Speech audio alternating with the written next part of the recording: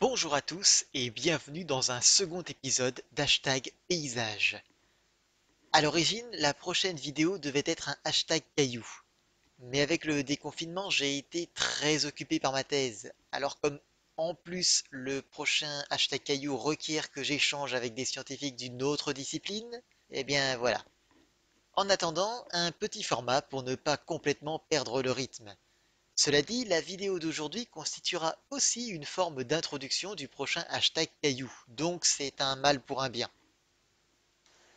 Cette fois-ci, je vais attendre un peu pour vous montrer la carte et vous donner le nom du site, parce que sinon ce serait trop facile. Je vous dirai simplement que c'est en France. Non, ce que je vais faire, c'est que je vais vous montrer les photos et ensuite on en reparlera. À partir de ces images, vous allez voir qu'il sera possible de déduire pas mal d'informations sur la localisation du site, les roches sous-jacentes, la nature du sol, etc. Sans plus attente, voici la première image. Vous avez 10 secondes, ou plus avec la pause.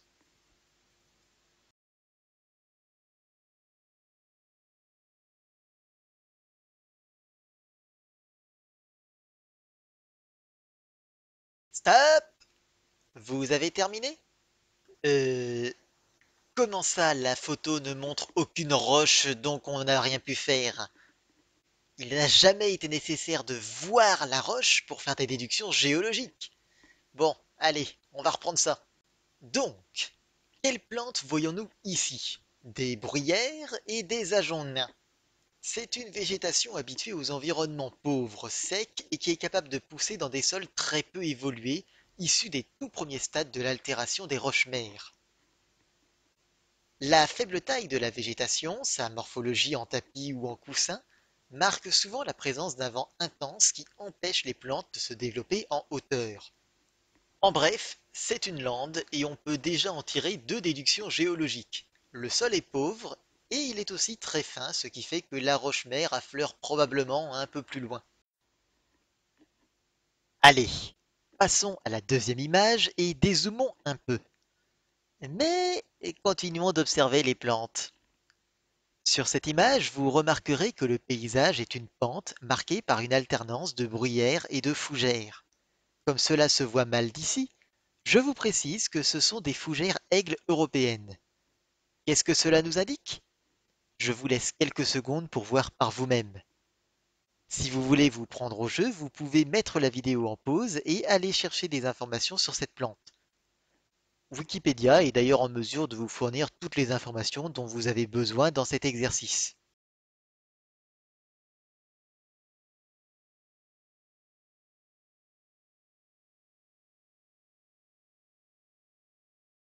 Vous pensez avoir trouvé? Allez, on le refait ensemble.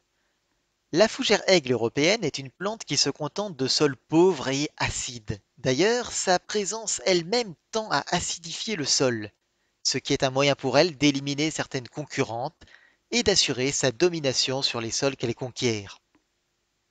La présence de cette plante indique donc vraisemblablement un lieu où la roche-mère est acide. Nous pouvons donc probablement exclure les grands bassins sédimentaires où abondent des roches basiques comme le calcaire. D'ailleurs, en Europe, la fougère aigle est une plante inféodée aux massifs hercyniens. Les massifs hercyniens sont des roches profondes désormais mises à nu de l'antique chaîne hercynienne. Grosso modo, imaginez un truc aussi grand que l'Himalaya s'étendant de l'Amérique du Nord et l'Afrique jusqu'à l'Asie en passant par l'Europe. Or, ces vieilles roches sont souvent des roches magmatiques ou de vieux sédiments plus ou moins métamorphisés, notamment des schistes ou des grès. Donc, des roches acides. Si on ne peut pas exclure complètement les bassins sédimentaires, les massifs hercyniens sont un site beaucoup plus probable pour la prise de ces images. Mais ce n'est pas tout ce que cette fougère a à nous enseigner. Vous voyez, les fougères aiment l'humidité. Certes, la fougère aigle d'Europe supporte mieux la sécheresse que beaucoup d'autres fougères, mais elle se reproduit tout de même avec des spores et non pas avec des graines. Cette mécanique reproductive est plus ancienne et présente certaines limitations. Les sporanges, les organes reproducteurs présents sur la face inférieure des feuilles, ne peuvent s'ouvrir que dans un air humide. Quant à la fécondation des spores femelles par les spores mâles, elle ne peut se faire que sur une surface humide. Donc, À l'échelle de cette image, nous pouvons observer des variations de l'humidité du sol juste en identifiant la végétation qui le recouvre. Mais quelles peuvent bien être les origines de ces variations? L'ensoleillement joue un rôle. Sur les versants plus exposés au soleil, l'évaporation est plus importante et donc le sol est plus sec. La protection contre les éléments joue aussi. Plus le vent peut frapper, plus il peut dessécher le sol, ou bien apporter du sel dans le cas de l'air marin, ce qui au final revient un peu au même puisque le sel ça dessèche, entre autres. Enfin, la dernière réponse est géologique. La roche sous-jacente, nous l'avons déjà déduit, est probablement une roche acide d'un massif hercynien. Or, ce type de roche ancienne est très peu poreux, donc l'eau n'y circule pas facilement. Le seul endroit où l'eau peut se frayer un chemin, c'est là où ces roches ont été fracturées, broyées. Et quel phénomène peut fracturer et broyer des roches? Les failles. Et les vieux massifs hercyniens en contiennent plein. Ces zones humides peuvent donc correspondre à des endroits où des failles atteignent la surface. Et attention, ça n'est pas fini. Qu'est-ce qui est le moins résistant à l'érosion? Un bloc de roche massif ou un bloc de roche fracturé, brisé en petits morceaux par une vieille faille? Les failles sont des zones de faiblesse où l'érosion agit plus facilement. Elles créent donc plus facilement des cuvettes un peu protégées des vents et du soleil et où l'aquifère affleure justement à la faveur de la faille qui le canalise, assurant un meilleur apport en eau. Moins de soleil, moins de vent et plus d'humidité. Que demander de plus quand on est une fougère qui pousse sur la lande? Au passage, vous remarquerez que les plantes plus hautes poussent uniquement dans les creux, là où elles sont abritées. Cela confirme le diagnostic précédent selon lequel le vent est un des facteurs majeurs de cet environnement. La présence d'arbres à l'arrière-plan, en haut de pente, semble indiquer une direction préférentielle pour ce vent. En effet, la zone où il pousse doit être moins exposée. Donc, soit le vent vient se briser sur le relief, soit il est canalisé par celui-ci.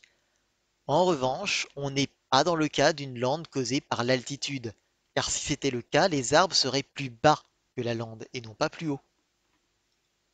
Résumons ce que nous savons désormais. Le sol est peu épais et acide. La roche-mère est probablement métamorphique, volcanique ou bien une roche sédimentaire issue du démantèlement de ces mêmes roches, donc un grès ou à la limite une argile. Il y a des failles, donc la région a subi des déformations importantes depuis la formation de ces roches. Nous en avons peut-être identifié certaines dans le paysage. Par extension, nous sommes probablement dans un des massifs hercyniens, soit en France, la Bretagne, le Massif central, les Alpes ou les Pyrénées. L'endroit est venteux, mais le vent est ici un phénomène directionnel et non pas un phénomène lié à l'altitude. Il s'agit vraisemblablement du flanc d'une vallée où le vent s'engouffre ou bien d'un bord de mer et non pas d'une lande causée par l'altitude. Et tout cela, nous l'avons déduit sans nous intéresser à la roche elle-même, mais seulement à ce que la végétation pouvait nous indiquer. Effectivement, ces images ont été prises au cap Fréhel, en Bretagne. Le cap est en permanence balayé par les vents marins qui maintiennent une végétation rase. Il a été taillé par la mer dans les séries sédimentaires de grès rouge d'Erquy-Fréhel. Cette formation sédimentaire a été déposée à l'Ordovicien inférieur entre 485 et 470 millions d'années. Elle est constituée par les débris du démantèlement de la chaîne cadomienne, une chaîne de montagnes un peu plus ancienne que la chaîne hercynienne et dont les roches affleurent dans certains des massifs hercyniens, puisque l'orogénèse hercynienne s'est produite à peu près au même endroit. Moralité de cette vidéo? La végétation qui recouvre les roches vous empêche peut-être de les voir, mais elle peut en même temps vous enseigner tout un tas de choses sur la géologie locale. Après tout, les différentes composantes d'un écosystème s'influencent toutes les unes les autres, et les roches font bel et bien partie intégrante des écosystèmes. Allez, avant de vous laisser, je ne peux résister à l'envie de vous montrer une dernière image, et promis, cette fois-ci, il y a du caillou au programme. Nous retrouvons ici nos grès rouges, mais il y a aussi quelque chose d'autre. Vous voyez de quoi je parle? Ces énormes lignes grises qui traversent les roches de part en part. Et elles ne suivent pas les anciens bancs sédimentaires, non, elles les recoupent. Parfois leur trajectoire évoque même quelque chose de fluide. C'est ce qu'on appelle un filon magmatique. Et en Bretagne, on en trouve partout. Ils ont été causés entre autres par le volcanisme associé à la formation de la chaîne hercynienne, ou varisque, qui exista entre le Dévonien et le Permien. Ici, en l'occurrence, cette roche magmatique est ce que l'on appelle une diorite. La diorite est une roche de composition intermédiaire entre le granit, plus riche en quartz, et le gabbro, plus riche en olivine. Et vous feriez bien de retenir ce dernier nom, car il a un rôle à jouer dans le sujet du prochain hashtag caillou. Mais voilà que je suis en train de faire dans le spoiler. Allez, à une prochaine fois, et d'ici là, puisse votre esprit demeurer vif et votre curiosité dénuée de toute limite.